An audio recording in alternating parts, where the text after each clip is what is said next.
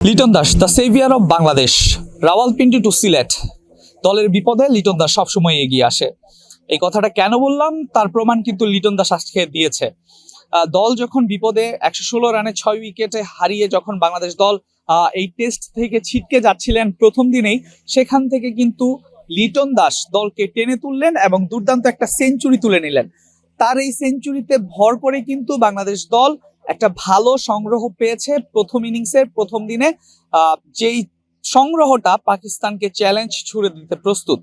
বাংলাদেশের যে bowling line up আছে, পেসাররা আছেন, তারা কিন্তু বাংলাদেশকে একটা ভালো লিড এনে দেওয়ার সম্ভাবনা তৈরি করতে পারে যদি কালকের দিনটাতে তারা ভালো বোলিং করে। অর্থাৎ কালকের দিনের শুরুতে উইকেটে ময়শ্চার থাকবে, আর্লি মর্নিং হালকা ডিউ থাকবে।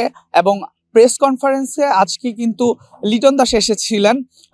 প্রথম দিনের ম্যাচের যে প্রেস কনফারেন্সটা থাকে, প্রথম দিন ম্যাচ শেষে প্রেস কনফারেন্সে লিটন দাস এসে কিন্তু বলেছেন যে উইকেটটা আউটফিল্ডটা ভেজা থাকে, সেই ক্ষেত্রে কিন্তু বল খুব একটা এগোয় না, সুতরাং জোরে মেরে খেলতে হয়।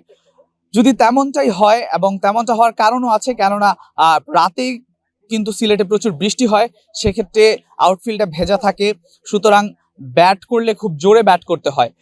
সুতরাং বাংলাদেশের বোলাররা যদি কালকের দিনটাতে আর্লি মর্নিং এ ভালো বোলিং করতে পারে, তাহলে কিন্তু পাকিস্তানকে আর্লি আউট করতে পারে।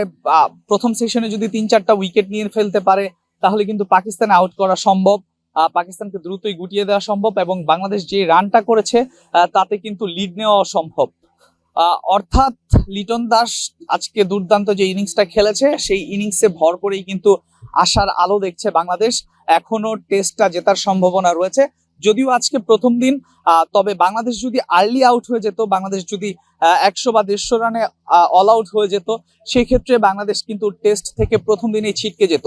তবে যেহেতু 270-এর উপরে বাংলাদেশ রান করেছে, সেই ক্ষেত্রে এই টেস্টে এখনো বাংলাদেশ টিকে আছে, এবং বাংলাদেশের বোলাররা যদি দুর্দান্ত বোলিং করতে পারে, যদিও আজকে উইকেটলেস দিন শেষ করেছে পাকিস্তান, এবং যে কটা ওভার ছিল সেখানে পাকিস্তানের 2 ওপেনার তারা কিন্তু দেখে শুনে খেলেছে।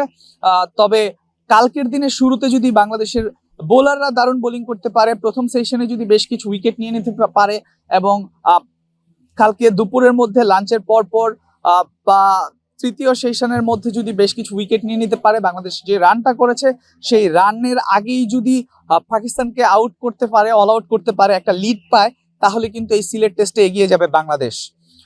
তবে প্রত্যাশা থাকবে কালকের দিনে বাংলাদেশ দল ভালো করবে, এমনটাই সবার প্রত্যাশা থাকবে। সিলেট আন্তর্জাতিক ক্রিকেট স্টেডিয়াম থেকে আল মাহমুদ ফাহিম, বিডি ক্রিক টাইম।